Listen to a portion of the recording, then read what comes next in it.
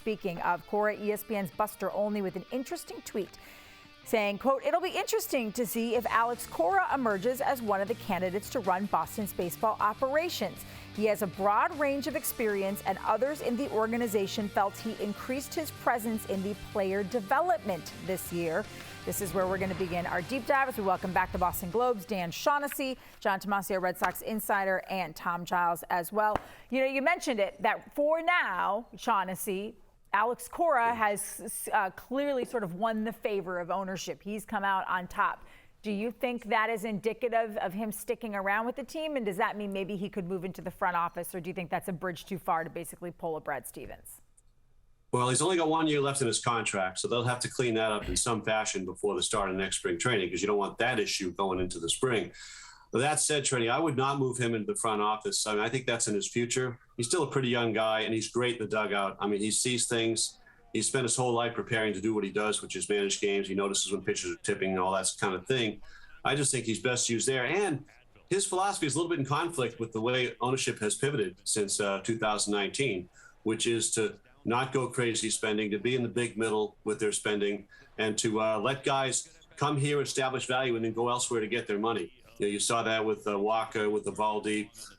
I mean, it wasn't Chaim's idea to trade Mookie Betts, believe me. That wouldn't be a general manager's first notion. Oh, I think I'll trade our best player. No, that stuff's coming from above. He just didn't get enough from Mookie Betts. He's got to be a better talent evaluator. That said, Cora, I think, is a good evaluator. He's too valuable in the dugout, and I think his notion would be to go spend, which I think they don't want that. They went through that with Dombrowski.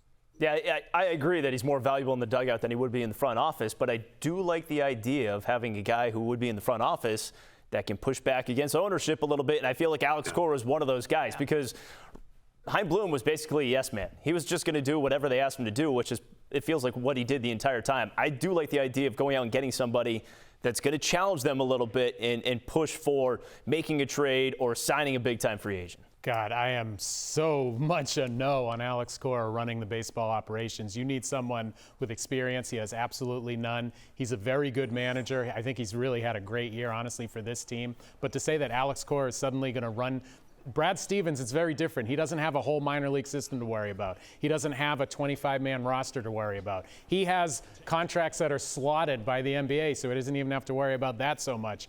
Too much, too soon. I would not want Cora. Tomase, you wrote today on 5 potential candidates on NBC Sports Boston.com.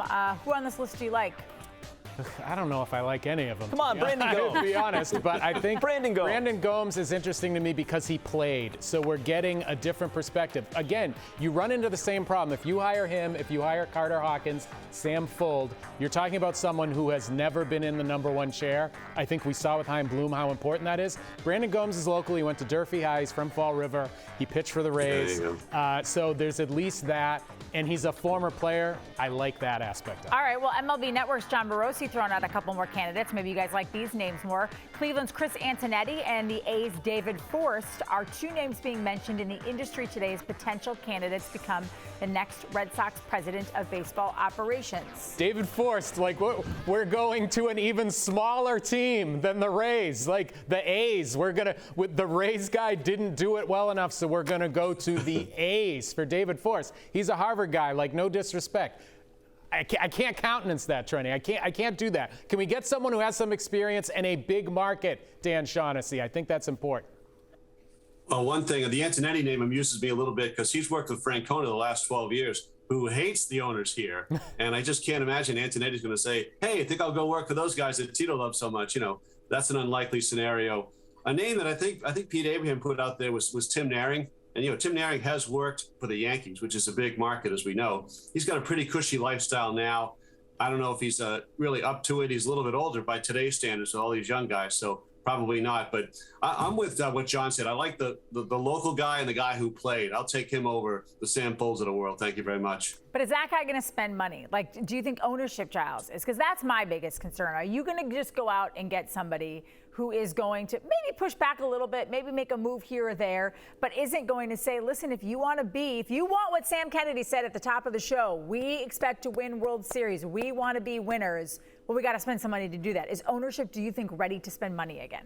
they should be ready to spend money when it comes to hiring this position. I mean, I understand, you're looking at the names that are out there, and these are all guys that are available, it would seem, right now, but this job should be attractive. It should be attractive to a number of people out there. And I know that Sam Kennedy already kind of said that, Theo Epstein is not in the running for this job, and he kind of shut that down. But why not? Why not dream big in this situation? You're the Boston Red Sox.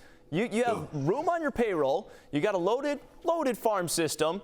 They should be patient and see what else can emerge and throw money at the next guy. Well, one name we can apparently rule out, guys, former Sox GM Theo Epstein. Here's Sam Kennedy when asked about that today. I appreciate the question. I can rule out Theo Epstein as a candidate for one of these two positions. I know there's speculation, there's professional history, there's an even longer personal history, but I can rule Theo Epstein out. Shaughnessy, did they even ask? Like, did they even pick up the phone and call and say, we'll give you a stake in ownership? Don't be ridiculous. No.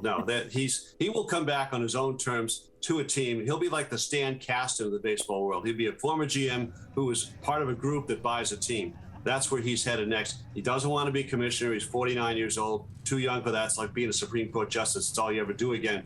He will be part of an ownership group. That's how he's coming back.